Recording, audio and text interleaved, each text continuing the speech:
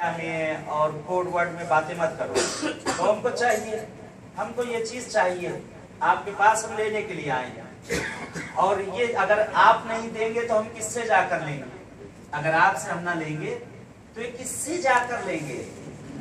क्यों ना इंसान ऐसी जगहों से मांग ले। अगर किसी इंसान किसी के पास अगर जाता है कोई चीज तलब करने, अगर कोई चीज मांगने के लिए, तो एक अगर वो दे देगा तो चार से कहेगा। क्यों ना इसी जगह से ले ले जहां दुनिया कर लेती है, जिस जगह पर दुनिया कर लेती है। और बीबी उम्मुल बनीन के बहरहाल एक तस्बीह है कि इंशाल्लाह तकसीम की जाएगी अभी महफिल के बाद।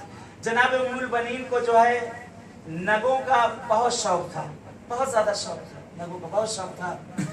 और आप जो है अक्सर नगीने जो पहना करती थी। और मौला अली से कहा कोई ऐसी चीज मुझे दे दो जो सारी चीजें सारे नग उसके साथ वहां पर मुहैया हो। और मैं हर